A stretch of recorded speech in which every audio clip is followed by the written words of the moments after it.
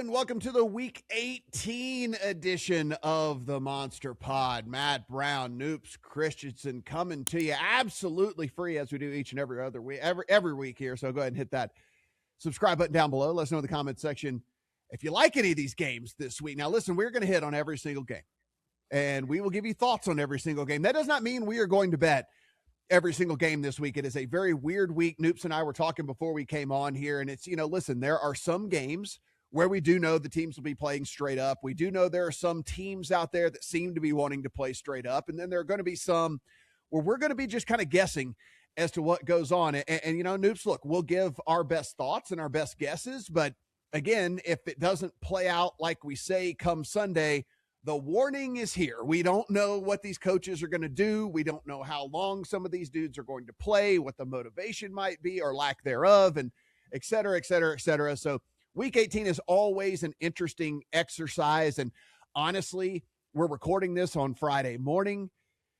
News might come through Saturday night, might come through Sunday morning. X player isn't going to play after all, or X player is going to play, or these people are going to play this many, series or a quarter or whatever. And so, again, your thoughts here in Week 18 could change by the minute. Yeah, we're going to talk through a lot of scenarios today. If this, then that, et cetera, et cetera. But if any week, as someone, I actually try to avoid a lot of media coverage and coaches' press conferences and things during the season. I think that can really distract. This week is a week I'm going to be paying a lot of attention to it. What are they saying on Friday? What are they saying on Saturday about their intentions? And there's a couple coaches that have already talked through that. But again, if there's ever a week for you to be a little more cautious, maybe play less bets, that's probably a good idea. At the same time, with variance comes value. And, every week the sports books know just about everything that you know. This week, we don't know anything. So this is a great week to look at bets with bigger odds. Play some alts this week. Try to come up with some interesting combinations. Spend a lot of time sitting down and, again, really working through scenarios. How's the first half going to go, the second half, et cetera, et cetera. So we'll do our best to help you with that. But, again, a lot of work on your end if you're betting this week, trying to read the tea leaves, see what coaches are talking about, who's going to play, who's not. Again, there's probably some value to be had, but it's going to take a lot more work. Guys, at least we know on Saturday what we're dealing with here. And the first game is Carolina and Tampa Bay. This is a full field goal in favor of the Bucs at home over the Panthers. 43.5 is our total. Now, we know Carolina wins and they're in. We cannot say the same for Tampa, though they can do their best to get themselves in a position to get into the playoffs with a very weird result that happened last week and a weird tiebreaker. Carolina could still lose, and as long as Atlanta wins on Sunday, they would still get into the playoffs. That being said, we know we're getting both teams' full efforts here. Carolina can just go ahead and not have to rely on anybody else to get into the playoffs, and obviously Tampa, the only way they have a chance is to win this game here at home. So, Noops, at least our first game here, we know what we're getting out of both of these teams, and that's going to be 100% full efforts. It's just incredible. This might be one of the most NFC South experiences ever where, again, if Tampa Bay wins this game, you'll have Carolina and Tampa Bay at 8-9. Then if Atlanta wins, we'll have three teams at 8-9. And through the various tiebreakers, that are a little confusing to run through all of it, Carolina would win the division. So I'll start with saying, if you've got some Carolina NFC South in your pocket, this is a really nice spot where you can kind of middle here by playing the Buccaneers money line for a little bit, maybe just cover your stake there. And maybe Tampa Bay wins, but you still cash your Panthers division ticket here. So, again, if you've got a big futures portfolio, if you've got some Carolina in your pocket, really think hard about maybe covering your stake with a bet on just Tampa Bay to win this game here because, again, it's kind of a nice middle. If Tampa Bay wins, you could still get your cash your division ticket if the Falcons win. Now, as for the game itself, we've been talking about this for a couple weeks. Tampa Bay keeps getting healthier and healthier at all the skill positions, but Baker Mayfield just does not look like himself. He is not moving with the same, level of vigor and attacking defenses. The ball he's really struggling to get it down the field. I mean, I went back through and watched a couple games. There's really no throws he makes more than 15, 20 yards down the field. And that's with a team that's got a lot of receiving talent. I mean, Igbuka earlier in the season was stretching the field. It really made them dynamic. Now, against this Panthers run defense, which has been pitiful, maybe the Buccaneers just need to run the ball a lot, but it didn't work 2 weeks ago. And I think if you're Carolina, you know that your run defense needs help and Baker can't push the ball down the field. maybe just stack the box. Now, the line itself is really interesting. This is the same line from 2 weeks ago when the Buccaneers were 3-point favorites in Carolina. You've now got the Buccaneers just 3-point favorites, and I think it just speaks to the market really finally starting to acknowledge the fact that Mayfield's just not himself. And this Panthers team is pretty solid. I took the Panthers +3 2 weeks ago. I'm going to take them again here. I'm just, if Tampa Bay, if this is finally the week after 10, 11 weeks of just being a mediocre football team, losing close games, if this is the week they finally wake up and put it all together, so be it. But I'm taking the Panthers. Yeah, it is. So it's a little deceiving last week if you just look at the box score and didn't really watch the game. Like, you're going to see, like, oh, Baker threw for 340 and whatever. It's like 2 bad picks, a couple of the incompletions, guys were wide open, balls fluttering, balls we've said it the last few weeks on the pod. I'll say it again for the people that are new. I am 100% positive Baker Mayfield is going to have if one surgery, if not 2 or 3 surgeries in the offseason. Like, there's something wrong with him. He's definitely playing injured. He's not playing hurt. And you see it in his play for sure. I'm with you. The full field goal, this was 2.5. In some reason, the support came in here on the Bucks. You're going to give me the full field goal. I'll take the full field goal. I understand that there is nothing on paper that should lead me to want to play the Panthers. When you look that Bryce Young threw for 54 yards last week. Yes, 54 yards on 24 attempts. It is the lowest pass total with 24 plus attempts in the history of the NFL in a non-weather game. Now, we've seen it before in these games with 25, 30-mile-an-hour winds and all the things like that or whatever, but like in a non-weather game, it is the lowest passing total for anyone with 24 plus attempts in the history of the NFL. But I do look at this and you just kind of start to see the offense has been bad and Baker's hurt, but like the defense has fallen off a cliff too. And that's really what I think why I'm getting the full field goal here is why I think it's valuable. We're talking like EPA per play over the last month of the season. This defense is 27th in the NFL. Like, you look at what they're doing from trying to stop the pass. And I understand this is not a prolific pass attack or anything from Bryce Young. Literally, I just mentioned that for 54 yards, but you're getting the 26th team over the last month of the season. Like, Tampa's doing nothing on the defensive side. So you add that this offense is stagnant, and then you put that the defense is falling off as well. And I get the full field goal. I can't give. I think 2.5 was a pass for me, but the full field goal I think has gotten me over the edge. I agree, and that's why 3 is the keyest number in NFL. Even with again, now that we have more 2-point conversions, more missed extra points and things like that, 3 is still the king. And I agree. If it was 2.5, depending on the price, maybe I'd look at a Panthers money line, something like that. But at 3, again, a divisional game where neither defense really is going to be able to slow down either offense. And the Panthers offense, again, healthy again. Ted McMillan, no questionable for him. No one on the offensive line to worry about here. So I think the Panthers are going to be able to score points. Now, again, maybe the Buccaneers can score more, but give me the Panthers. And if you guys happen to see me looking down at my phone throughout the course of this video, if you're watching the video side of this, on the audio side, you'd never know. But I'm going to go ahead and just confess here. It's because I am watching every push notification that I get to see if anything happens along the way here. So this one comes through that Chase Brown is going to play against Cleveland for Cincinnati. So again, some stuff is going to be continually coming through here as more information and more information and more information. There it is. Dan Campbell doesn't feel good about Penei Sewell playing this week for Detroit. So there's a lot of these things that are going to be coming through, as we're recording this, and I'll try to pass along as the phone does light up over here and more information does keep coming through. But this one we know as well. The late game on Saturday, it is for it all here. Seattle and San Francisco. What a banger we get on Saturday evening. It is 1.5 out to 2.5 now at Circa. So Circa, known for taking bigger bets, known for taking maybe a little sharper action, all the way out to 2.5 in favor of Seattle. 47.5 to 48, the prevailing totals out there in this one. Now, this is a flip favorite situation, but through the very insignificant number of 0, but it does at least give you the idea of market sentiment when this first came out. San Francisco favored by a point instantly kind of flips to a point in favor of Seattle. Now we saw the point turn into a 1.5, and like I said, all the way out to 2.5 there at Circa. Charles Cross is going to be out on the offensive line for Seattle. San Francisco might be without Trent Williams, but George Kittle has come out and said he will absolutely play in this game. So George Kittle, not that we probably expected anything other from that animal, but he said he is absolutely going to play in this game that obviously could get them the number 1 seed over in the NFC. Noops, we are treated, while some of these games we'll talk about on Sunday are definite stinkers, we get a absolute banger on Saturday night. This game should be absolutely spectacular.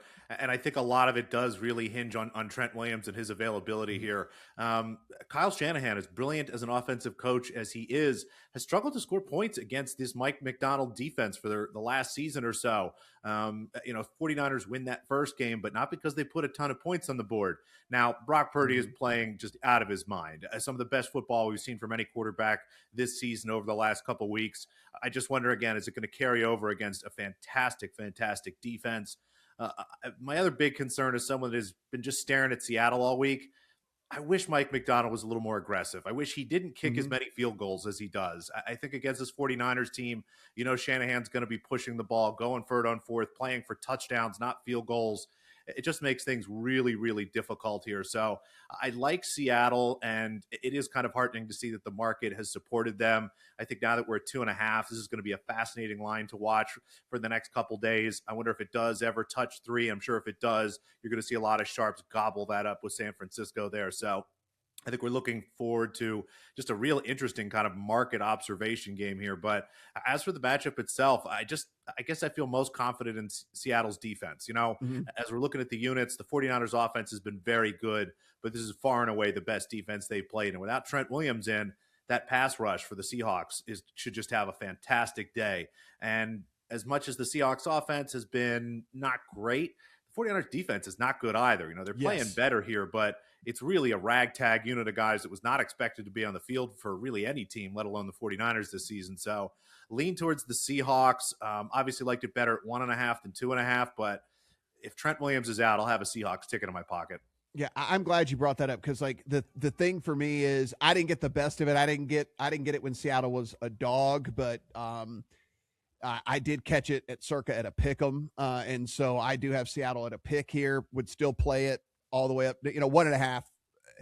If you lose by a point, so be it. If you just want to play the money line, it's going to be like minus 125 or something like that. Yeah. I mean, if you just want to eliminate the chance of a very unlucky situation or something. But you hit the nail on the head for me, which is same deals we kind of talked about with last game with the Bucs. Is this San Francisco defense, as good as the offense has been, the defense has been equally as terrible. And so you go and you look in, and this is not a recency thing. This is like an all-season thing. You go in, teams are always playing ahead of the chains. I mean, we're talking early down EPA and early down success rate on the season. 27th in early down EPA over the last month, 25th. Early down success rate. For the season, dead last. 32nd. Like, teams are having successful plays on first down against this defense better than any other defense in the entire NFL. They are always getting second and manageable. They're always getting third and short. And even over the last month, they're 29th. So again, it hasn't gotten any better for them either. And, Noops, I do wonder what our thought in this game would be. So Caleb Williams and the Bears get down to the 2-yard line and have 2 shots from the 2-yard line to beat this 49ers team and score 44 points on them. They end up with 38, but I mean, they get in from the 2-yard line. At the very minimum, they're going to score 44 points on this San Francisco team and beat them on the road. So in comes a defense that is much better than what the Bears are putting out there. And I guess we could argue about the offense. Certainly at its best, it's a better offense, but they kind of sputter and play around with their food a little bit too much for my liking. So I don't know. Maybe they're kind of on par with the Bears offense here, but I think that this defense could be a remedy for what has been kind of ailing Seattle. And certainly that defense is a massive step up, as you mentioned as well. So I think anything under a field goal is still playable for Seattle. And so long as we don't get, that 20 minutes of game time from Seattle where you're just kind of, you and I have talked about it literally all year long, where we come on the pod the next week, scratch our head going, why did they wait till the third quarter to start playing good? And then they score 3 touchdowns and like the scoreboard is like weirdly not, doesn't tell the whole story of the game and all that. If that happens against San Francisco, they might lose by a touchdown because this offense is good. So, I mean, like if they don't score with them for 20 minutes of game time, I think they could lose this game outright. But I'm kind of just banking on the fact that this defense is bad enough and Seattle understands what's at store here and we get a full game out of them. So I think under a field goal is a good play. Yeah, and I like what you said about the early play success rate stuff, because Seattle's biggest problem is not having manageable second and third downs. They don't have a good run game. They really don't. And I'm sure without Cross, it's going to be a lot worse. But if you can get a 7-8 yard completion on first down, have 2nd and 3, 2nd and 2, not only does it make it easier for the run game, but it also makes it a lot easier for a team with 2 of the better deep receivers in the game in Jackson Smith and Jigba and Rashid Shaheed. Darnold throws a great long ball. And again, when you're in 2nd and 2, 2nd and 3, that's when your play action into deep passes. That's when you're pushing the ball down the field. So I love what you're saying there. And I agree. I think, again, the Seahawks offense hasn't been great, but they don't have to be to win this game. So 2 great games there on Saturday. And now let's talk Green Bay, Minnesota. Here we are. This is now out to 8 in favor of the Vikings. Yes. So a 8-point favorite are the Minnesota Vikings at home here against Green Bay. We have a preseason-esque 35.5 total here in this one. And if you're wondering what's going on, Green Bay, at least they were transparent right out of the get-go, coming out. We're going to rest anybody on the starter side that has any sort of nicks or bumps or bruises or anything like that. And so Clayton Tune is going to start for the Packers. They also signed Desmond Ridder to come in and be the backup there for them in this one, which leads me to believe Jordan Love might not even dress for this since they brought up Ridder and all of that. He did pass concussion protocol though, if you're wondering. So he's good to go for the playoffs. Screen just flashed 8.5 now at DraftKings. Yeah, here we go. 8.5 in favor of Minnesota. That is unbelievable. Josh Jacobs not likely to play for Green Bay. Like we said, anybody with any bumps or bruises. I mean, that's kind of what LaFleur said. He's like, look, we have 53 spots on our roster. We have 2 practice squad call-ups. He said, so there are going to be some starters that are going to have to play because we don't have enough for them not to, but there are going to be many starters that aren't going to play. They might not even suit up. And he says, so basically you guys will have to find out on Sunday who those guys are. So he let us know, which is fair. I'm glad that, glad on him for letting us, get that word from him or whatever. But, Noops, I understand it's Clayton Tune. I mean, 8 points for Minnesota, 8.5 now at DraftKings. Like, at what point do we just say, okay, I get it, but Lord, this is too many points? I don't think I can get there because at the end of the day, Brian Flores is coaching for an extension and maybe for some head coaching opportunities against Clayton Tune, someone who I don't believe has ever started an NFL game. Maybe he snuck one in for the Buccaneers at some point, but especially if the Packers are going to start benching some offensive linemen. We already know that Josh Jacobs probably isn't going to play at all in this game.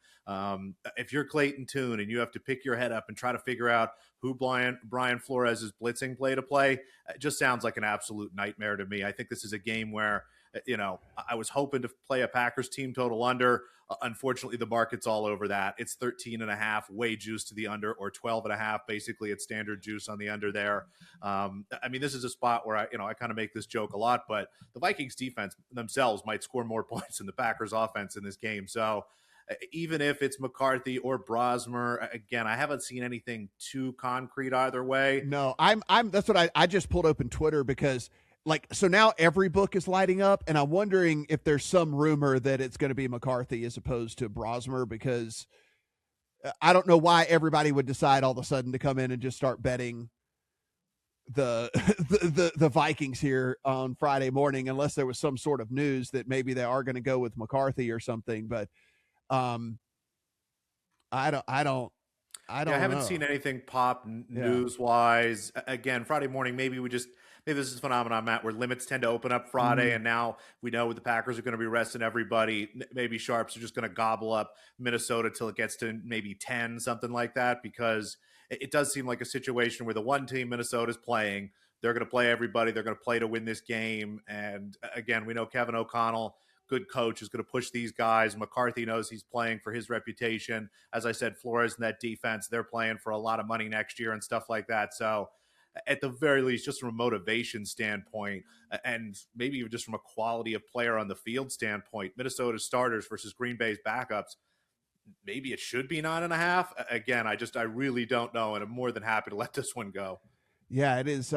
It's super interesting. A couple other things I am just seeing here. We'll get to these games later as we scroll, but it's just there's Dan Campbell is saying Amon-Ra. I don't know why he would do that. Saying Amon-Ra St. Brown is trending in the right direction. If your star receiver is hurt, why are you playing? I just don't understand some of these things from some of these guys, man. I just don't understand what's going on. Myles Garrett added to the injury report for the Browns with a hip issue, so that is out here. So we'll continue to try to give you as much and as many updates as we can here on everything, but there's some wonkiness for sure here as we it's all happening. Yeah, as we get into all of this. All right, so moving on. The Indianapolis Colts are on the road at the Houston Texans. This is 10.5 in favor of the Texans. 38.5 to 39 is the total. Phillip Rivers' experiment is done. He has already said he's done for his career. He will never play football again. He's going back to high school football coaching.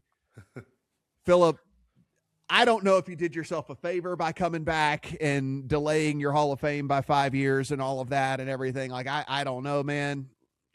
Good on you, I guess, but boy, seems like it was all for naught for sure. So we're going to get Riley Leonard for Indy here in this one, Noops, and he will be backed up by Seth Hennigan. If you're wondering why you don't know who Seth Hennigan is, it is because he's an undrafted free agent rookie out of Memphis. He spent weeks 1 to 4 on the Jags practice squad, and then has been just kind of lurking out there since. And so Seth Hennigan will back up Riley Leonard for the Colts in this one. Look, Houston's going to win. It's just by how much? When do they call off the dogs? It's such a confusing and difficult handicap. It really is. Again, Riley Leonard, I thought he looked okay in his time. I mean, it's hard to say, especially given some of the quarterbacks we've had to watch this year. I mean, Seth Hennigan, it just sounds like a third, fourth actor in like a bad fraternity movie. It's just crazy to me, some of these guys that we've had to see play this year. I mean, Houston is still playing for a chance to win the AFC South. You know, if the Jaguars lose, they win. They can do that, get up to the 3 seed, which I'm sure helps them a little bit. I don't know what level of effort to expect from either of these teams. I think Indianapolis will get a nice, honest effort from them. Not sure it matters. This Houston defense seems like they're going to play everybody. I thought I had heard earlier in the week that Nico Collins might rest, but I don't see that anywhere now. It seems like he is going to play. So it's a situation where, you know, if you're Houston, this is a great game to try to keep the offense going, build some momentum going to the playoffs, try to get these guys a bunch of yards here. Their team totals at 24.5. I've been staring at that. Maybe look at like a first half team total. Again, it's Friday, and with all this uncertainty, most books have not opened up kind of the full daily menu. But this seems to be a spot where, again, maybe it's Houston first half team total over, and then maybe we see the guys rest. I think the Texans especially are one of the hardest teams to predict this week in terms of what kind of effort we'll get. Yeah, it's so the only thing I can say is for this one is if you want to play some first half stuff, I think it's fine with Houston. I imagine there will be some scoreboard watching going on with them, because if they look up and it's midway through the third quarter and Jacksonville's up 24 points or something or whatever, they're locked into the 5 at that point, so long as they just win. So if they have a healthy lead and then Jacksonville also has a healthy lead, my guess is as we kind of start to see some of those starters hit the bench and stuff and whatever. So just be a little bit cautious in the second half from Houston, because I imagine there will be some scoreboard watching, as them and Jacksonville do play at the same time. So they can, at some point, get a pretty good idea of where the Jags sit. And again, if the Jags win, then Houston's just locked into the 5 seed and nothing really to play for at that point. So just be wary of the second half there in that one. Yeah. In a game here that is pretty interesting from not only a betting standpoint, but a Survivor standpoint, which, by the way, we are down to 6 entries in Circa Survivor, playing for $18.7 million. So just incredible. 6 entries out of the 18,700 that started. There will be 6 that will be there in week 18. Every ticket implied value over $3 million at this point, but there are a couple teams that have Cincinnati available, and Cincinnati is hosting Cleveland as 7.5-point favorites. 44.5 is the total here in this one. One of these little bloops that just came through. I see unlikely to play Carson Schlesinger, Harold Fannin, David Njoku. So the Browns going to be without several stars, it seems like, which is, not only Cincinnati better anyway, but that's why you see this thing on the other side of a touchdown at this point. And Noops, I think you've probably seen it the last couple of weeks as well. And I don't know if it's because, Burrow missed so many games and all of that, or if it's because they want to keep him happy and not have to deal with all this offseason stuff about whether he wants to be traded or something. Like, it seems like Cincinnati's playing hard, even though they're playing dead. It seems like they're playing hard and running the full offense and running all the plays and doing all the things and all of that. I'm not big on week 18 teasers. I think it's a slam dunk that they win by at least 2 points in this game. I might play this thing just like I did last week. I think if Cincinnati shows up and plays well, this could be play a 9.5, play a 10.5, play a 13.5. I think a 2-touchdown victory by Cincinnati is well within the range of outcomes here. Yeah, it's something we've done pretty well with the last couple of weeks. If the Bengals do show up, the weather isn't fantastic. It looks like it's going to rain. The wind's not too bad, so it could just be kind of an ugly spot there. Maybe really we're just dealing with is more risk of injury. So I wonder kind of how the teams handle that. But I've been doing really well with these Browns team total unders. I just don't know if I can trust them against this Bengals defense, which has a chance to be one of the worst defenses of all time. Even without Fan and even without Njoku, Shador has been okay. I think they can still, get a couple touchdowns in this game, maybe get some points. But yeah, again, Cincinnati, and I think maybe it's as simple, Matt, as everyone's playing for their jobs. Everybody there is playing for their jobs. And that's enough motivation here. So it's probably Bengals or pass. If you are one of the people that are somehow lucky enough to be in Survivor, hopefully you do have the Bengals. I think that's a really solid choice this week. And again, I kind of lean Bengals 7.5, but I like what you said. Don't play 7.5, play 9.5, play some 13.5. Heck, go out to 19.5, some stuff like that. Because again, if the Bengals are playing well in this game and Burrow's happy again playing football, they could win this game by 3-4 touchdowns. Yeah, it almost feels like Burrow's kind of like on a middle finger mission right now, where it's just kind of like, okay, I was hurt and whatever. Don't forget that we had a winning record when I got hurt and all of this. And it's like, okay, here's what we could do, and all that. I don't know. It seems like they're playing hard for whatever reason. So I do like them. Again, I'm not big on teasers, but if you had one that you were kind of like pondering, I think this is a pretty good. I think this is a pretty good one for you to pair it up with. And like I said, I'll be playing alts here in this one on Cincinnati. Dallas is on the road at the New York Football Giants. They are 3.5-point favorites. It is 49.5 to 50. And Noops, I know I was screaming last week about playing the Giants because of a motivational factor and all of that. Hopefully all y'all did that. That was a rocking chair win for us, but I'm going to play them again this week. I mean, I'm listening to Jerry and I'm listening to what they're saying. They're like, yeah, Dak's gonna start. But like whenever they say gonna start, okay, I know Jerry Jones is a prideful dude and all of that and whatever, but Noops, he paid this guy a ton of money. You paid CeeDee Lamb a ton of money. You're going to have to pay George Pickens a ton of money. You're on the road. This isn't even in front of home fans.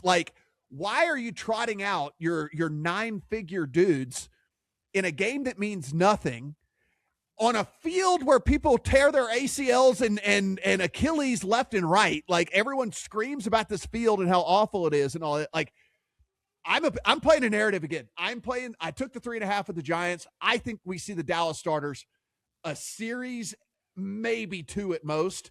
And that's all we're going to get out of this team. That is, I have absolutely nothing to back that up. That is me just trying to be like, certainly these people are smart enough to realize that the juice is not worth the squeeze. I think you hit the nail on the head. I mean, say what you will about Jerry Jones. He loves his players. The guys that he has on his team, he loves, and he tries to take care of them. We've seen him rest guys at the end of seasons like this. So I think you're right. Maybe we see a series, maybe 2 for Dak, and then it's a lot of Joe Milton, throwing to Brevin Spanford and Flournoy, and maybe we get a big Turpin game or something like that. And the Giants, for whatever reason, again, sort of the fall of pride, if you will, a little too much hubris, continue to try to play football. I don't know if it's an attempt to showcase Jackson Dart, who quietly they might be trying to shop this offseason with a chance to get another quarterback in this upcoming draft, or it's just simply as, we don't know how to lose these football games. I mean, it's just a mess. For the second season in a row, they've cost themselves the top pick in the draft.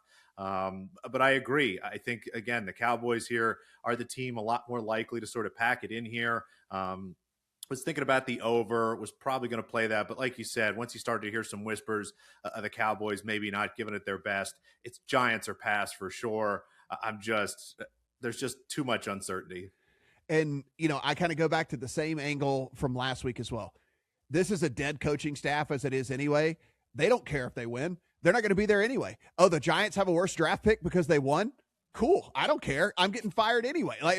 This is literally a lame duck coaching staff as it is. So, they don't care if they win these games or play good in these games and all of that. So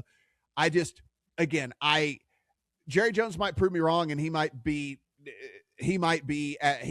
as dumb as some people think he is. I tend to think maybe not. I think he's somewhere in between, but again, this field is notorious for injuring players and people coming out of games and bitching about how terrible the field conditions are and all of this. And it's like, you got 9 figures in Dak. You got 9 figures in CD. You're about to have to put 9 figures into George Pickens. You're really going to roll them out there on a road game? You're not even like making your home fans happy, on a road game. Why? Seriously, I don't know. So again, this is a theory. I just want to put that out there. This is me guessing. I have no inside information. I have no sources whatsoever. None. I like this angle. And again, play the 3.5, play some money line too, because if Dallas packs it in, it could get ugly. New Orleans is on the road at Atlanta. This is 3.5 in favor of the Falcons. 44.5 is our total, as we mentioned at the top of the show. The Falcons actually do have something to play for. No, it is not the playoffs, but it is to decide whether they like Tampa Bay or Carolina better. That is basically what they have to play for right here, because the Atlanta Falcons could send the Carolina Panthers to the playoffs no matter what happens in the early game on Saturday, should they go out and win this game against the New Orleans Saints. I will admit where I am wrong, Noops. If we're going to sit here and talk about the stuff that we win, we're going to talk about the stuff that we're wrong about as well. I came on here 2 months ago when Michael Penix got hurt, and I was like, okay, this Falcons team's going to lose every game moving forward. Kirk Cousins is absolute dust. He, whatever, yada, yada, yada. His team's actually looked pretty good. He's played fine. I think he has learned from the Jacoby Brissett school of just spam your best players and then just reap the benefits of that. And Bijan Robinson and Kyle Pitts and Drake London basically get every single one of the targets from Kirk Cousins. And guess what? That works. When you have 3 awesome players and you just throw the ball to them every single time, that's a good strategy. And so I get it why they're favorites in this. I know New Orleans has been playing hard, and I know Shuck has looked good, and certainly I think he's going to get a shot to be the starter for them next year and all that. But I think just player to player to player, comparing just rosters, Atlanta's probably the better team. Yeah, it's one of the more interesting seasons. I mean, a team that's beaten Buffalo, beat the Rams last week, went into Tampa Bay and won there, but also lost to the Jets. Right. Got smoked by the Saints the first time they were in New Orleans. And again, I think that was Shuck's second, maybe third start. So again, not a lot of juice there. Kind of threw up all over themselves in that Colts game in Europe. So, I mean, it's the Falcons are a mess, but again, they're playing better and they continue to play hard. It's a team where again maybe everyone is playing for their jobs kind of. So Mhm. I think we'll see an interesting game here. We know New Orleans is playing for Shock. He's got a chance to be offensive rookie of the year, but no Olave this week. They've already lost Mhm. to Von Vele. That just leaves the cupboard really bare for them against a defense in Atlanta that's again gotten back to being kind of good. You know, if you look for the first couple weeks, Yeah. they were great and they were terrible for about 6-7 weeks and have started to play better the last couple weeks here. So I think it makes a lot of sense that you've got Atlanta here favored. I am going to be playing Shuck to score a touchdown himself. Mhm. I'm not sure we have anytime touchdown score odds up everywhere, but I'm seeing that at plus 300 here at FanDuel quickly I've got in front of me. So just play Shuck to score a touchdown. And again, let's just I kind of really hope that as much as we have Panthers in our pocket, can we get like the Buccaneers to win that game by 2 so that we now have this game? It's like the most important game of the year for the NFC South. It's hilarious. This is so silly. I took a little small piece, and this is not a full-throated endorsement, but I'll give you the reason why. I took a little piece of the under. There are still some 44 and a halves available out there. Like you said, the Atlanta defense over the last about 6 weeks has kind of turned the corner from that midseason slump and is back playing pretty good again.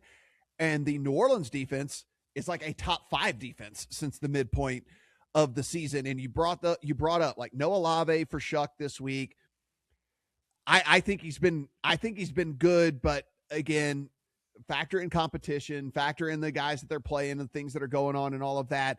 Atlanta defense has started playing a little bit better. And honestly, I think I respect this New Orleans defense and what they've done. And so I think 44 and a half is a little heavy here for this one, especially considering, do you just turn around and hand it to Bijan and Algier a ton and ride that and do whatever? So I play, like I said, not a full-throated endorsement, but I did play some under 44 and a half. Yeah, under's the only way you could play this total. Again, with the way both teams, New Orleans is going to have to run the ball. Atlanta wants to run the ball. The New Orleans defense has been really good over the last couple of weeks. So has Atlanta's. And if both of these teams coming out, playing hard, if it has a playoff style feel, usually that's good for the under. So, yeah, Jacksonville's going to play Tennessee this week. Sure are. They are 13 and a half point favorites now in this one.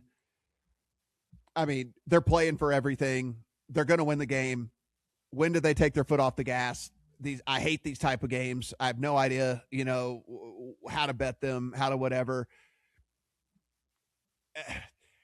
Before I'd take Tennessee, this thing would have to get to 17. It's not going to get to 17. So I don't want to lay 13 and a half because I don't know when Jacksonville decides to take the foot off the gas, but I don't want to take 13 and a half because Jacksonville could easily win this thing by 20. So it's just, it's a game that's going to happen that Jacksonville has to win. That's why they're favored the way that they are. One lucky person in Survivor has the Jags available. Good on him. It's the best entry there is, obviously, if you have the 13 and a half point favorite that still has motivation on the week. So Real Bro is the entry name. Good on you, buddy, so that you still have them available. But it's a game that's going to happen that we'll pay attention to, I guess, It could be an interesting game to live bet. Again, the Jaguars are playing to win the division and avoid having to go on the road. If they win this game, they're the 2nd or 3rd seed. They get to host a playoff game there, and that does matter a lot for this team.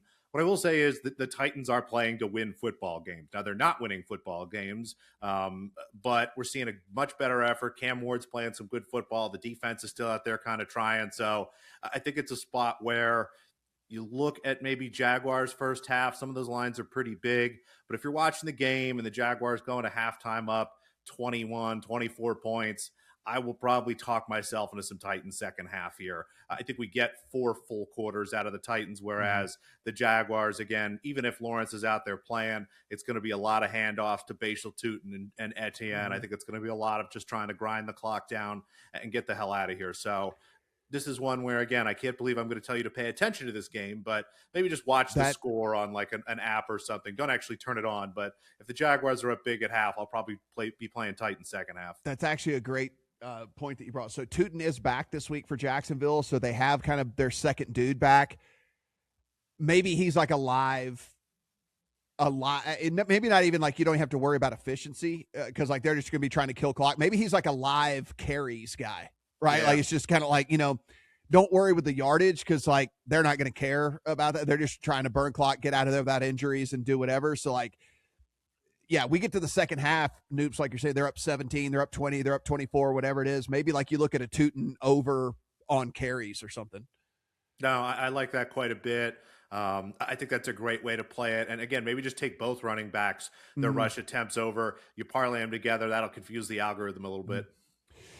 Miami's on the road at New England. New England is anywhere from 10.5 to 11.5 in this one, 45.5 the prevailing total. So they will be going all out at least for the majority of the game. Now, they will be scoreboard watching. New England can still get the 1 seed should the Denver Broncos lose. Now, we'll tell you about that game a little bit later. Very, very unlikely to happen. But they'll be going all out at least for 2.5 quarters, 3 quarters until they see what's kind of going on with Denver there. And then maybe we see them pull back. The only way they can fall to the 3 seed would be to lose. And so they're very likely to win here as 11-point favorites at home over Miami, who looks like they're going to be without Devon Achane, who's been basically their lifeblood there for this team. So again, just kind of a buyer beware because there's definitely going to be some scoreboard watching going on up there in New England. Yeah, we've heard from the New England front office and those guys up there. That's exactly the plan. They're going to come out, play the starters for the first half, and then reassess at halftime, which is part of the reason I'm just going to play New England in the first half here. They're only laying 6.5 points. Again, I think we're going to get a great effort from them in the first 2 quarters, especially with Drake May playing for a chance to be MVP. I think we're going to try to do everything they can to get Drake maybe 3 touchdown passes in that first half, and then, mothball them, tuck them away, bring in whoever the backup is for the rest of the game there. So give me the Patriots first half. Again, a lot of these big favorites, if you're looking at them in the first half, 6.5, I think that's just the way to go because, again, we'll see everybody come out. They'll play their best. I mean, the Dolphins are a mess. It looks like Achane's probably not going to play. Waddle's questionable. They've already put Darren Waller on IR. So as much as Quinn Ewers has looked okay, now he's just throwing to nobody here at this point. With all due respect to Malik Washington and guys that are better at football than I will ever be at anything, they're not guys you really want to be trusted on here, especially if you're betting. So I'm just going to take the Pats in the first half.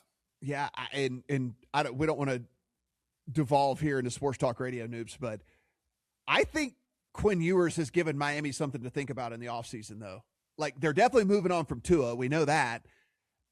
I think he's given them something to think. Again, guys, this was the number 1 overall player in the country coming out of high school. He was one of a handful of players ever to have a perfect grade. Like, he was not only was he a 5-star, but he was a 1.0 5-star. Like, typically 5 stars will get rated 0.944, 0.9, whatever. He was a perfect 1.0 5-star player. Like, Quinn Ewers was the number 1 player with a bullet, and not only that, but like one of the unicorns ever to come out of high school. It didn't pan out there at University of Texas, but the physical skills were there. And again, small sample size, but I think he's given Miami at least if they don't find if a quarterback doesn't drop to them in the draft that they really want and all of that, and they've got enough wins where they're not going to be at the top of the draft and all of that, like maybe he does bridge you into next year where if he's terrible, okay, that's great because then you're at the top of the draft. And then if he's good, then that's even better too. Okay, we've got a quarterback to build around. So I don't know. It wouldn't surprise me if he's the starter for them next year. I think at the very least, we're looking at like a QB competition going into training camp where maybe they find a way to sign Malik Willis or something like that. And it's the 2 of them, let them play against each other. But I agree. If you're thinking about draft betting right now, I don't think the Dolphins are going to be taking a quarterback, at the very least, not in the first couple rounds. I think they'll look to get some linemen on both sides of the ball and try to fill things out and see how it goes. So, yes, Patrick Mahomes is still on IR. He already had surgery. And yes, Gardner Minshew is also on IR. The Chiefs are 5.5-point road favorites over the Raiders. It is 36.5 total. And it is because, as we screamed on this podcast last week, the Raiders have every incentive in the entire world to not win these last two games. They did it perfectly last week. It was a beautiful job from them last week. Geno Smith is not going to play in this game. It's going to be Kenny Pickett and Aiden O'Connell, because you can't let one guy get too hot in the game, so you got to be sure and throw some curveballs in there. And I've already said both quarterbacks are going to play. Fantastic. They currently sit with the number one pick. You cannot win this game. If you play money line parlays this week, maybe you don't want to lay the 5.5, but Kansas City is going to win this game. Las Vegas is not going to allow themselves to win this game. It seems like Pete Carroll has bought in on it as well. If you looked at the play calling from last week and the very conservative that they got, how conservative they got in the second half, despite that the game wasn't completely out of hand and all that, seems like he's bought in on it as well. Maybe they don't win. Maybe Kansas City doesn't win by 6, but they're winning the damn game. So again, if you're playing money line parlays in week 18, I would include the Chiefs in there for sure. I tend to agree with you, and I think what you mentioned about the play calling in the second half speaks volumes about the fact that Pete Carroll might know he has job security. Yeah. Your biggest concern is, if you're worried about the Raiders here, it's that Pete Carroll's worried about having a job next year. He wants to kind of show something in this final game, which, again, he probably can't anyway, given the talent on the field or lack thereof. So it's just a question of how much do you really want to trust this Kansas City Chiefs team. Again, Oladokin knows he's playing for a chance to either be a backup somewhere or continue to get a job. It seems like, for the most part, the Chiefs guys are going to play. So I guess you have to play the Chiefs, just simply because, like you said, the Raiders, I wonder, are they going to play every other quarter? Are they going to play every other drive? I can't wait to actually see what happens in this game. But, man, it's a mess. So I agree. If you're a parlay guy, Chiefs money line is probably pretty safe. And again, what I would say is don't play 5.5, play 6.5, play minus 9.5. Go sell out some points here, because if the Chiefs do really put it together for one last game on the road for some reason, they probably win by way more than 6. And you guys out there that are going to, listen to hear me say this, you're going to roll your eyes and call me a donkey and all this stuff like that. It's the props aren't out yet, other than just anytime touchdown or whatever, but I will be playing anytime touchdown Travis Kelce. I will be playing receptions on Kelce. I will be playing yards on Kelce. I will be playing 2 touchdowns on Kelce. The writing seems to be on the wall. This is his last game. I imagine, Andy Reid is from all accounts that we give her, is like a cool players coach. All the players seem to, all the players seem to like him and love him and all of that or whatever. Travis Kelce's not going to play his last game with 1 catch for 7 yards. That is just not going to happen. So my guess is there are going to be several where he's the first look. Now he might not be open and whatever, and we can't guarantee production, but they are going to try to get him the ball. They are going to try to get him in the end zone. They are going to try to send him off with at least something to be happy about, as he probably puts a cap on his Hall of Fame career, because as he walked off that field last week, Noops, you could kind of see it. That was it. Yeah, and you saw what we talked about, that phenomenon of them getting him the ball. They had 3 catches on the last drive there. They were basically throwing it to him every chance they can get. So I would love this even more if they were in Kansas City, but I agree, in Vegas, in front of a divisional opponent, in front of every eye that you could possibly have, I agree. I think you just play some Kelce alt over, stuff like that. Again, touchdown, 2 touchdowns, and I would just play receptions. Yeah. All right, Detroit is on the road at Chicago. This is a full field goal in favor of the Bears here in this one. So the Bears do lock up the number 2 seed with a win, but they can't fall further than the 3 seed, even if they do lose. And the interesting thing, though, in this one, from a Detroit standpoint, is if Detroit loses, they could lock up a fourth place schedule as well. And so I don't know if Dan Campbell is the type of coach to buy into stuff like that. But if you look what happened to San Francisco this year and them getting a fourth place schedule and returning a bunch of talent with a fourth place schedule, they are going to get to play for the number 1 seed.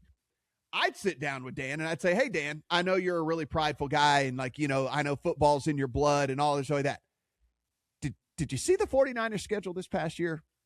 Do you see that they're playing for the number 1 seed? That could be us next year. Because if we get a soft schedule with all of these dudes return, I mean, the defense was injury riddled from week 2. I mean, they never had a full defense out there since the second week of the season. It was just brutal on this team. And I don't know. I'm not saying Dan Campbell's the last guy that I think that would buy into something like that, but also he knows his job is safe. Like he knows he's secure. It is in his best interest to get a fourth place schedule, but I don't know whatever it is. I think the number's appropriate. Chicago didn't have a ton of motivation because again, it's like you're the 2 or 3 seed. It is what it is. Well, last time we saw Dan Campbell with a game at the end of the season that didn't really matter, he played everybody and he played hard. Last season, there was no reason for them to play as hard as they did. But they were in at least, and so you could play the whole you could play the whole we want to keep. There was no seeding change. They didn't have. They were playing for nothing. You think you try to keep everybody healthy in a big spot like that. But I guess if you want to play devil's advocate, it could just be hey, listen, we're playing so good. I don't want to get people rusty. I want to keep I want to keep the momentum going. Yada yada yada. Like this game's the last game, period. It doesn't matter. Like your ass is going home after this game. Yeah, and it's just, I don't think he's going to slow down. I mean, they're pushing Amon-Ra St. Brown to play. Again, probably the most valuable player that they have on offense who's been playing with a bad ankle for a couple weeks. Seems like he's going to go. I think a big part of this probably too is the division game. Dan Campbell, the way he leads, we can't let the Bears actually do this or whatever. We're not going to lose to the Bears again. So, and I think the market that's what they're telling us. I think, when I look at this game, Matt, I mean, to me, this is the spread that it would have been maybe 3-4 weeks ago when both these teams are still playing for something. Mm-hmm. So I think the market in general agrees that Campbell's going to go out there and push these guys to give them their all, which just seems absolutely insane to me. But yes. I don't know. I've been looking at the over here. It's pretty high at 51.5, but if everyone's going to be healthy for Detroit and they're going to come out and play their best, this Bears defense has struggled against good offenses. I think the Lions will be able to put up points. As you said, the Lions defense has been a mess all season, so the Bears should be able to put up points. It's just so hard to know, again, what the motivation is going to be for the Bears, too. Do you come out in this game if the Eagles are losing at halftime and you see that? Are you really still pushing hard here? So lean towards the over, but it's a big number already. Yeah, so there is the big rub in this, and we haven't gotten to the Eagles game yet, but the Eagles are going to be sitting starters. And so the thing is if the Eagles were playing straight up, I would be laying the 3 with the Bears all day long, because getting the 2 seed is pretty important to get to play the Packers as opposed to playing either the Seahawks or the Rams or the 49ers, depending on how things all play out on Sunday. Like you'd much rather play the Packers than you would any of those other 3 teams. And so, but they might not have to go hard in this game because the Eagles might lose. The Eagles don't care. So they can't fall further than the 3.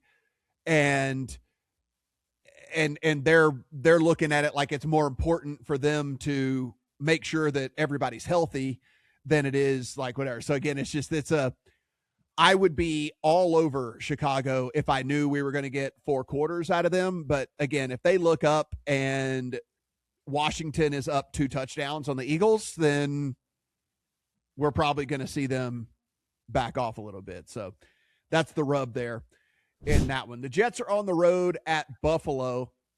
Buffalo's 7.5, 8-point favorites in this one. A really low 37.5 point total here in this one. And Noops, the problem here is Buffalo's locked into a wild card spot as it is anyway. They're really only playing for seeding, but Josh Allen has a nicked up foot and all of this. They have not said they're resting him. They have not said whatever, but dude, again, I like to think that the assumption of rational coaching comes into effect here where it's Josh Allen is our whole team. Like, he is the whole team, Noops. Would he play more than a series or two? Like, seriously, why would he do that? Especially with a foot injury. You know, it's not like, say, maybe a finger on his non-throwing hand. It's a foot. It's something that, you know, even if no one does anything intentionally bad, somebody steps on that foot, you have a real problem. And not just for this season, for next season. It takes forever for foot injuries to heal. But McDermott said today, Josh Allen's good to go for week 18. I really am struggling to see here, if you're Buffalo, why you would put him out there at all. I guess maybe you want to build his confidence up a little bit. You know, he misses that throw on the 2-point conversion, though he probably makes 99 out of 100 times. So maybe you try to get him out there for a drive, let him throw a touchdown, and then it's Mitch Trubisky time. But I would just have faith that Allen's a veteran. He doesn't need to come out here and you know, have a good series against a just terrible Jets team. And if you're the Bills, you can kill this Jets team with Mitch Trubisky. You know, it doesn't matter. The Jets are horrible. So it's just really confusing here. I've been looking at under all week at 38.5, but if there's any chance Allen's going to play a couple drives, you can't bet the under. So this is probably something I'll pay attention to live. If Allen plays the series and is out, then I will be hitting live unders as hard as I can, pretty much at any number. But for now, we just have to wait and see how stupid of a decision Sean McDermott's going to make. Yeah, again, as a franchise, and I'm not a multi-billionaire and I don't own a franchise, but like, if I owned the Bills, if I was Pagula, I'd be going down to McDermott and be like, hey man, if you want to get him out there just so he's not super rusty, but like, he is not playing more than 2 series. The only shot we have, is to have Josh Allen at least 85% or 90% going into the playoffs. And like you said, Noops, weird stuff happens. Linemen get blown up off of their blocks and then step on their quarterback's feet all the time. Like things just like odd things happen in football. And like, the only way to prevent that is to remove the person from the situation, especially when it doesn't matter. Like, you're a wild card team regardless. No, I like it. I mean, if I'm Pagula, I'm going down and building a brick wall over Josh Allen's locker. I don't want him able to find any jerseys, helmets, cleats. I'm going to have somebody basically I wonder if they could tell security, don't let him in. Don't let him in the stadium. Just tell him to go home. Yeah, I'd like to think that cooler heads will prevail there in that one, which is why I can't get to the Bills there in that one. Washington's on the road at Philly. As we just mentioned, Philly will be resting starters here in this one. That said, Washington is not going to have Jaden Daniels or Marcus Mariota, so it is going to be Josh Johnson yet again here in week number 18, which is why Philly is still favored by 3.5, 4.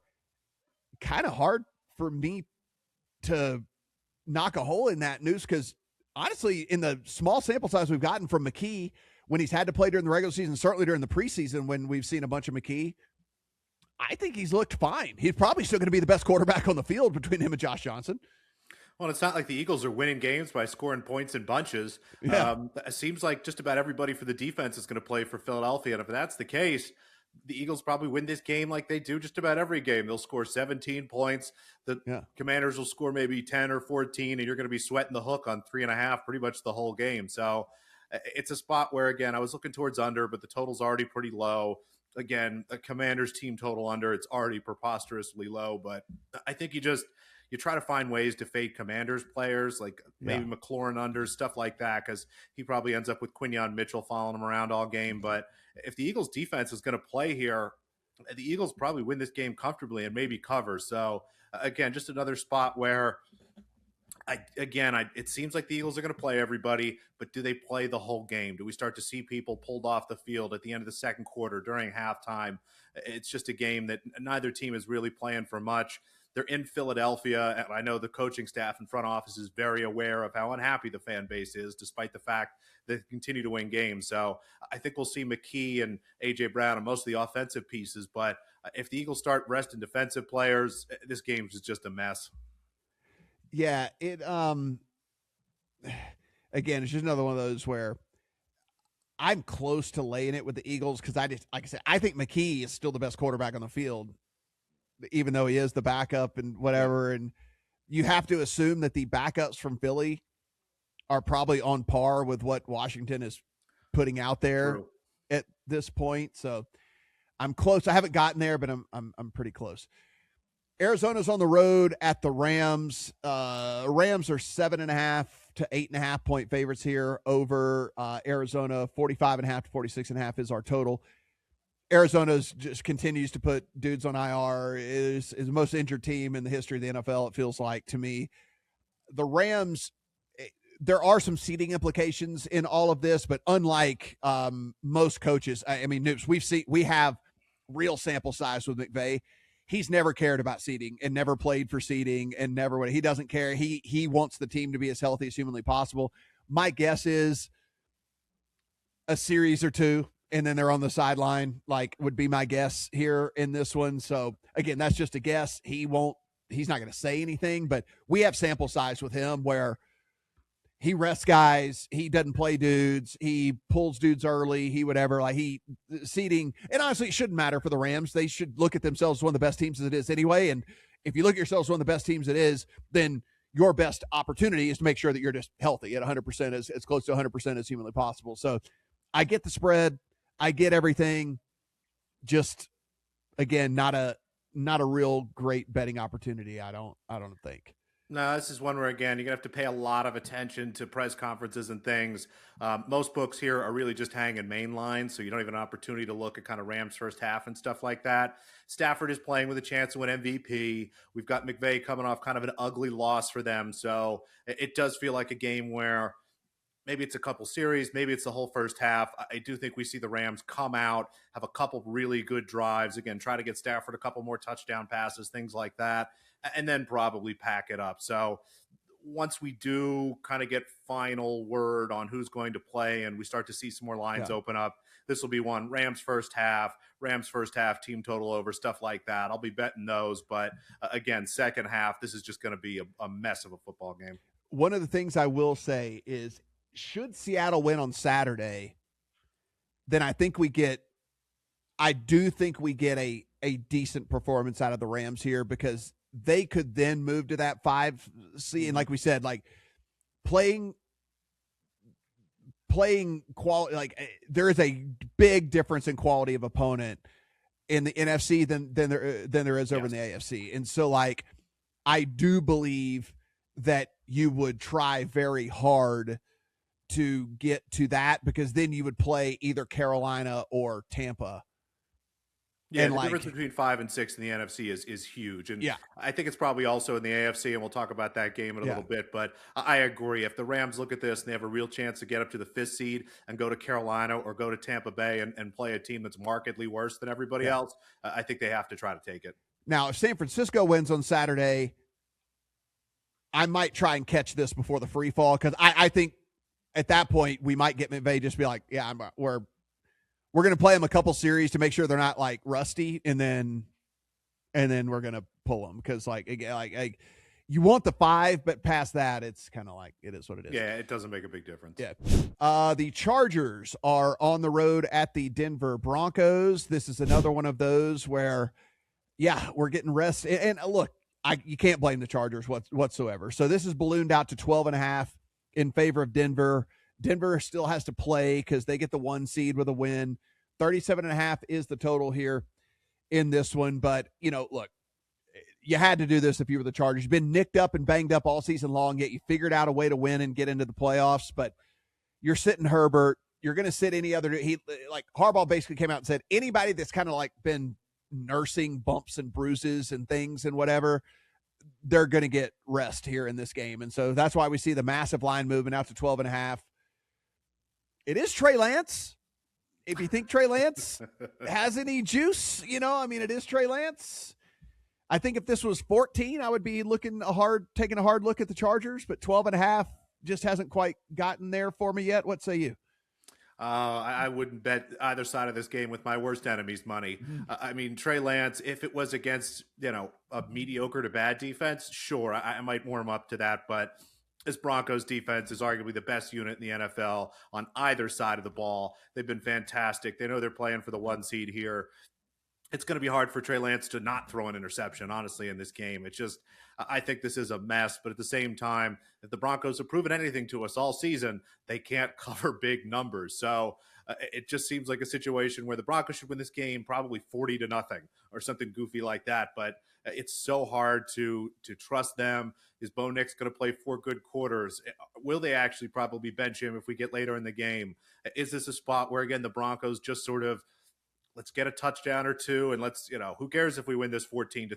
We don't care about the total. We don't care about the spread. We're just trying to get the first draft pick and get in here. So there are just so many things to worry about on either side of the ball. Again, if we had an honest effort from both teams, I'd be playing Broncos alts. I think this Chargers team, it's not just they're going to rest Herbert. My guess is Amari Hampton's probably out here. We'll see a couple of the linemen probably rested here as well. It's just going to be an absolute mess. If we do get some Trey Lance rushing props, I'll probably try to find a way to play those over. But again, I just don't know what those numbers are going to look like. This game it's just crazy.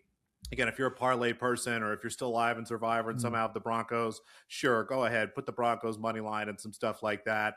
But I wouldn't touch the spread either way. Pittsburgh Steelers are hosting the Baltimore Ravens on our Sunday night football game for the AFC North. It is 3.5 in favor of the Ravens, a 40.5 to 41 total out there in the market right now. Lamar Jackson is going to play for Baltimore in this one. We saw as we were coming to record this that TJ Watt is trending in the right direction for Pittsburgh as well. So you at least have the 2 superstars that have been out for the last week to get back in there for both of these teams. But, Noops, here we are. It is one of these trash teams is going to make the playoffs. And so which trash team is it going to be?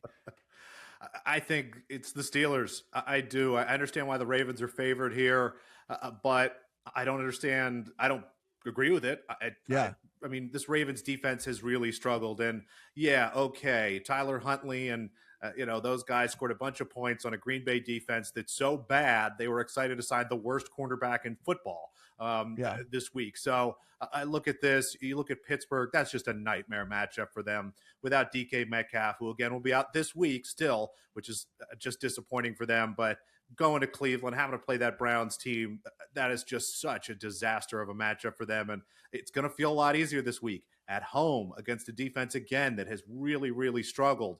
And if TJ Watt's going to be back, at the very least, Lamar Jackson's going to be rusty here. And I just wonder what he's going to be able to do. I think you have to take 3.5. You absolutely have to take 3.5 in this game. It's going to be a close, ugly, brutal football game. And everything we know about this matchup historically, what we've seen this season, 3.5 is the most key number basically you can get betting an underdog. Give me the Steelers plus 3.5. You have to bet that. Now, I understand there's been a weather game or two, and there are opponents that play into all of this as well, but the Steelers defense over the last month has actually been much better against the run than they have over their season numbers. Now, like I said, there's been some weather games in there and some opponents and things and yada, yada, yada, but neither here nor there. We do have an improvement on the run defense. Well, we kind of know the formula for the Ravens to have any sort of success basically on the offensive side of the ball is to turn around and feed Derrick Henry 25 to 30 times in the game. And so if you believe that these numbers are real, and it's not just because there was a weather game in there, and it's not because there was a couple of bad opponents or whatever, then this should be on the other side of a field goal should be a Steelers play, because we have seen nothing from the pass game for the Ravens all season long. This is not like all season long. It doesn't matter what quarterback's in there. It doesn't matter we've gotten no semblance of any sort of real pass offense from this Ravens team all year long. And so all the success has come on the ground. And I just don't know if they bottle up, because we've seen several games with the Ravens this year, News, when Henry gets completely bottled up and they have to throw, the offense looks broken. Like it doesn't look right. And maybe we see that on Sunday night. That's kind of what I'm thinking. I think this is going to be a real ugly football game on both sides. Like, as much as I really love the Steelers plus 3.5, I'm very nervous about Pittsburgh's ability to score without Metcalf, even against a bad defense. But I think kind of what you were hinting at, and you sort of put this all together, both defenses know what both offenses are going to want to do in this game. Yeah. It's going to be very obvious. It's going to be easy to plan for. And I'd much rather trust the Steelers offense that does at least have a short passing game. Darnell Washington is out, which is pretty unfortunate for them. He's a big piece in their run game, but you've got Gainwell, you've got Warren, you've got another couple guys here that I think can help move a ball against the Ravens defense that I believe is worse than the Steelers defense. And again, in a game that's just this ugly, I think the spread should be 2.5. So I got to take the 3.5. Yeah, I think you might have talked me into playing a team that I hate so incredibly much, but you got to play the numbers sometimes. And I hate the Steelers, but 3.5, I think it's just too rich. Like, I really do. I think it is just too rich there in that one. Guys, we are not done for the season. We'll be here throughout the playoffs with you guys. So don't go anywhere. Subscribe to that channel. Let us know in the comment section. Is there anything that you guys have an angle on this week? Anything that you are going to be playing? I will say this, Noops.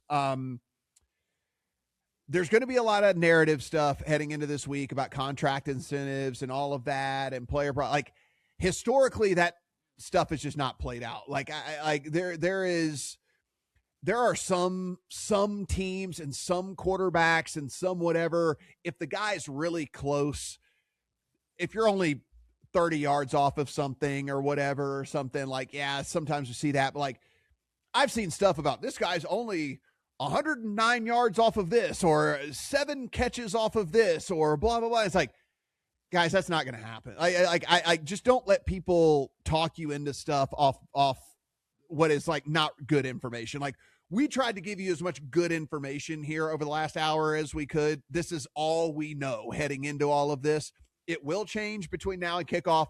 Please pay attention to all of the stuff out there. But Noops, you know how it goes. Like, you're going to see a top 10 article, top 10 contract incentives for week 18. And it's going to be some asinine deal where this receiver needs 148 yards. And so, like, do you know how hard it is to get 148 yards in the friggin' NFL? And all this, it's not going to happen. So, like, just don't waste your money on that, because what's even worse is there going to be so many people that believe it that the numbers are going to be terrible anyway. Like, you're going to get horrible prices on all this stuff. Exactly. If every jackass on the internet knows about it, so does every sports book, and we continue year in and year out. The books set these numbers in a place where they're aware of those incentives. I think the best example was last year with Mike Evans, needed 100 and some yards or something like that to get over 1,000 for the however many year in a row, and they hung the number at exactly what it was, and he did eventually get over it. But you got to just remember, guys, there are way more bad endings than there are good endings. There are way more reasons this week for players not to play than to play. So be very careful. And as always, if everybody in the world knows about it, so do the sports books, and they've built that into the number. Yeah. Just if you're super bullish on one of them, whatever, play it. Just know you're not getting a great price. Like, you're not going to get a great price. And again, if you're super bullish on it, that's fine. We'll never tell you not to make a bet. Just think about it. Just let you know. You're not going to be in the best number, everybody, with all of that. Noops, it's been a fantastic season, man. This has been absolutely great. Hopefully we continue the momentum here into week 18 and certainly into the playoffs and all the way through the Super Bowl. It's been absolutely awesome. And guys, check out Noops' work over at lineups.com as well. And again, if you haven't done so already, hit that subscribe button. For Noops, I'm Matt. Good luck on all your week 18 bets. Bet $5, get $300 in bonus bets, win or lose, with Bet365 Sportsbook. Gambling problem? Call 1-800-GAMBLER, 21 plus only. T&Cs apply. In-app only.